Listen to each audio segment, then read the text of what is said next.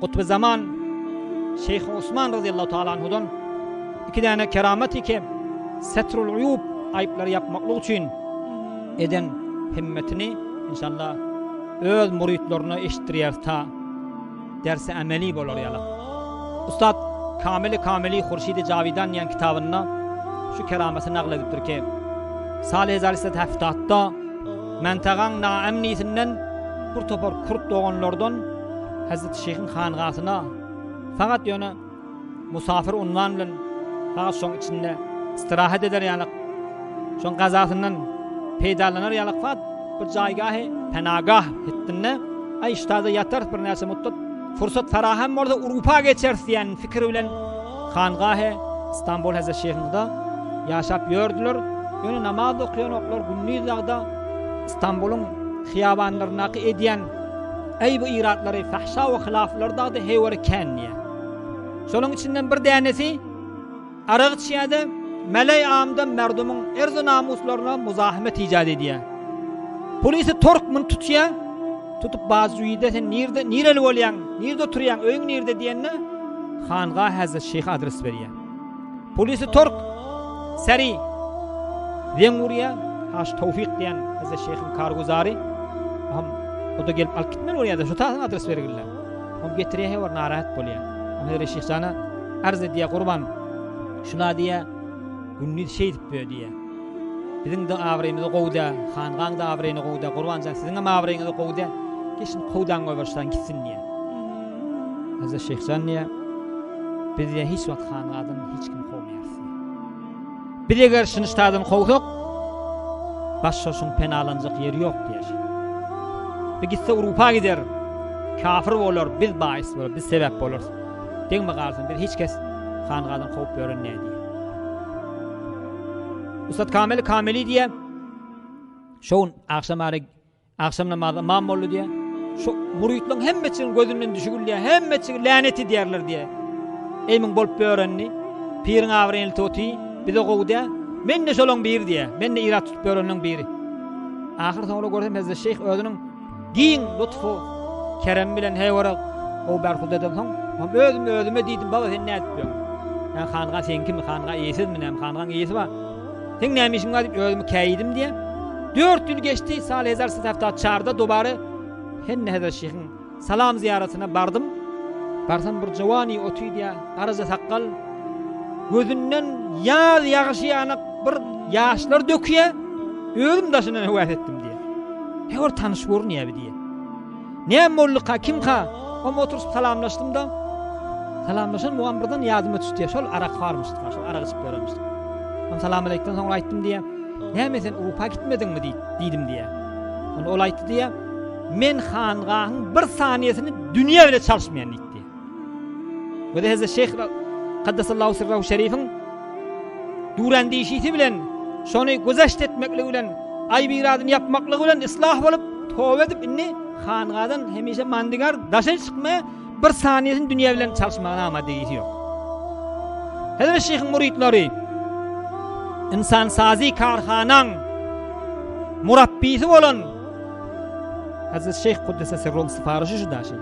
Şunu birden isleye. Yine Gülçin yazbağı bahardan bir keramet eşittir inşallah. Hizmetinde murakhas olur. Hazreti Ustad Amcad İmam'ın dedesi Ustad Ahmed İmam olaydıptır. Hz.Şeyh الدین Kaddesallahu sirrahu şerifin vaktında Osman Derekeyi diyen bir 17 yaşındaki cavan oğlanı getirdiler diye değerliyiptir diye. Evara vaz harap diye. Hz.Şeyh bana teveccüh etti kulağına. Hz.Şeyh الدین aytti diye Şeyh Osman'ın yanına eltin için teveccüh etsin. Sonra tökönünün sonra da Ahmed İmam'ın yanına eltin Yasin çıktı şimdi deyip. Yad getirdiler diye büyük ganimetli şey var kovulmuş diye. Değerlikten sağallı açıldı. Aydı kurbanlık gecesinde Molla Said bilen Molla Osman yankı değerlikten asılın sağ Molla oldu diye havada egin başka ip şu havuzada menne derse kıymayan durup diye Molla Ahmed İmam. Ham gece kurbanlık tamam Molla şu gecesi 2 nefer olup Molla Said ve Molla Osman derekeyi baham gelirler men yanıma salam aleyke deli ustaz sen bilen bir halaliyet islayli sen bir afvet güzeşt et deyip. Molla Said Men affet diýdi, men bolýan seni affetdim, Hudaý taala seni affetsin. Molla Osman aýtdy diýär, meni affet ustad, sen maňa bedebi eden ok ki sen näme hemşe etsin. Onu men sana kan bedebi bilen okma diýdi. Men sen bedebi göremem seni. Onu men nitdi şu dälim ugam diýdi diýär. Meni Hz.Şeyh'in ýanyna alyp geldiler. O Hz.Şeyh de alakan kağız bilen doga ýerýän bolmaly, bidat ýerýän bolmaly, bu da dik duran bolmaly. Bilimde gama wagt diýdi hanjar. Şu hanjary elim bilen alakan Hz.Şeyh'in kellesini eňteraken şu öldüreýinip suuqas terror edeýini fikrim madde kelleden.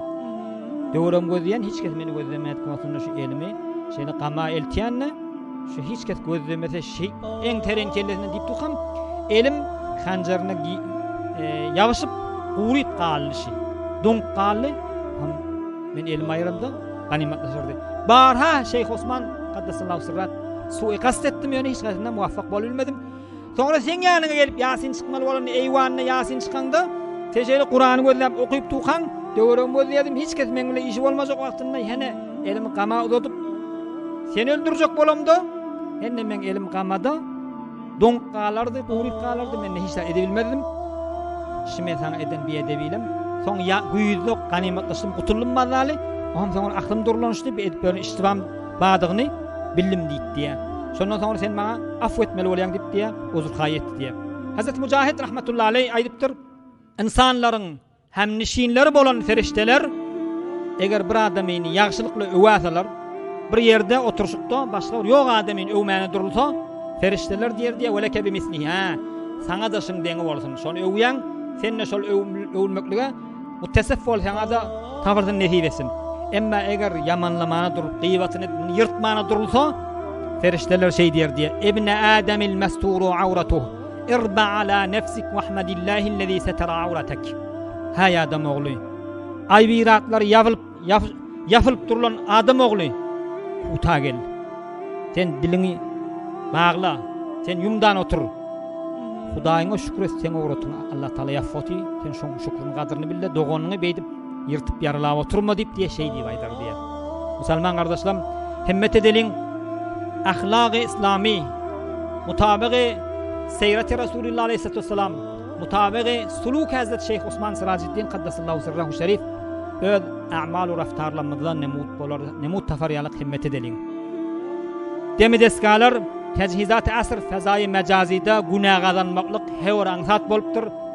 Öz-özümiz tefrih sergermi için oň awraýlaryny dökmek için filmleri, metlepleri gerdaberi edip, oňa SMS edip merdumuň erza abrularyny defelep, onuň köfür bejermäýliň.